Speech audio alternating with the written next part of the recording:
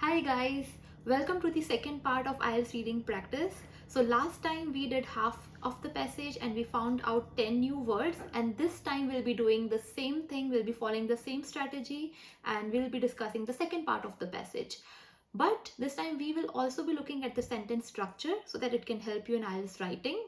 Also, as requested by one of the viewers, I'll be solving all the IELTS reading questions, but not in this part, the next one. So in this one, we'll be just focusing on new words as well as sentence structures. So let's get started. Before we do that, just wanted to let you know that this is from Cambridge 14 IELTS test book. So if you have that book, please open it. It will be easier for you to have reference, or else you'll be having everything on your screen. You can read with me and let's go. But we live in challenging times, and Whitebread is mindful of a worldwide decline in play, pointing out that over half the people in the world now live in cities. The opportunities for free play, which I experienced almost every day of my childhood, are becoming increasingly scarce. Now, let's stop here and look at the sentence again. The opportunities for free play, which I experienced almost every day of my childhood, are becoming increasingly scarce. So let's say if I remove which I experienced almost every day of my childhood and I try to speak this sentence again, the opportunities for free play are becoming increasingly scarce. So it makes sense, right? But if you want to make this sentence a complex one, you can add which I experienced almost every day of my childhood. So similarly, you can use the same technique in your IELTS writing and you can create a complex sentence out of simple one, sorry. Outdoor play is curtailed by perceptions of risk to do with traffic, as well as parents' increased wish to protect their children from being the victim of crime, and by the emphasis on earlier is better, which is leading to greater competition in academic learning in schools. International bodies like the United Nations and the European Union have begun to develop policies concerned with children's right to play and to consider implications for leisure facilities and educational programs. We can see that they have used the word like to give example, while you can use a similar style and can replace word like with such as. So your sentence would be international bodies such as the United Nations and European Union, so on. But what they often lack is evidence to base policies on. The type of play we are interested in is child-initiated, spontaneous, and unpredictable.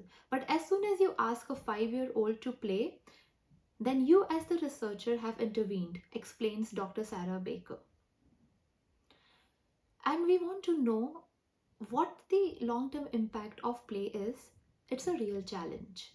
Dr. Jenny Gibson agrees, pointing out that although some of the steps in the puzzle of how and why play is important have been looked at, there is very little data on the impact it has on the child's later life. Now, thanks to the university's new Center of Research on Play in Education, Development and Learning, Whitebread, Baker, Gibson and a team of researchers hope to provide evidence on the role played by play in how a child develops. Here you would have noticed that we have a comma after now. Similarly, if you begin sentence with words like later or then, we put comma after that. Let's continue. A strong possibility is that play supports the early development of children's self-control, explains Baker.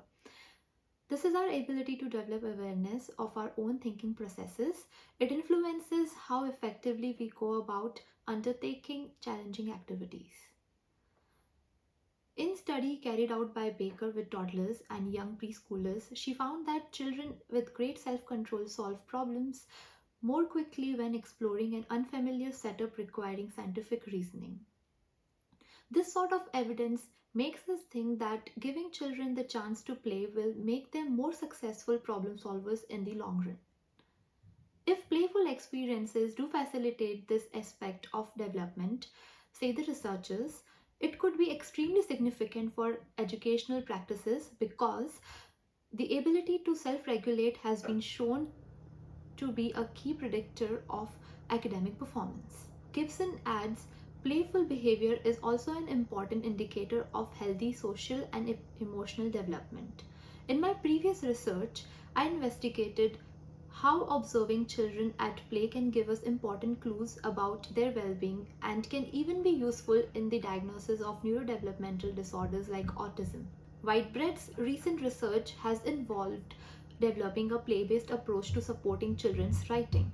Many primary school children find writing difficult, but we showed in a previous study that a playful stimulus was far more effective than an instructional one. Children wrote longer and better structured stories when they first played with dolls representing characters in the story. In the latest study, children first created their story with Lego. Lego is a game with similar results. Many teachers commented that they had always previously had children saying they didn't know what to write about. With the Lego building, however, not a single child said this through the whole year of the project. Whitebread also directs Paddle, trained as a primary school teacher in early 1970s, when, as he describes, the teaching of young children was largely a quiet backwater, untroubled by any serious intellectual debate or controversy. Now the landscape is very different, with hotly debated topics such as school starting age. See, here they have used such as examples. Somehow the importance of play has been lost in recent decades. It's regarded as something trivial or even as something negative that contrasts with work. Let's not lose sight of its benefits and the fundamental contributions it makes to human achievements in the arts, science, and technology. Let's make sure children have a rich diet of play experiences. Okay, then now let's discuss the meaning of new words. First one, scarce. It means insufficient for the demand, especially of food, money, or some other resource. Next one, curtail. That is, reduce in extent or quantity. Third one, leisure, which means free time. Next one, intervene. The meaning is come between to prevent or alter a result or course of events. Next one, stimulus. The meaning is a spur or incentive. Sixth one, trivial. It means of little value or importance, unimportant. Now I'm going to discuss few words with you which might not be new, but they can certainly be helpful as synonyms for commonly used words. That is challenging. The meaning is demanding. Next one, evidence.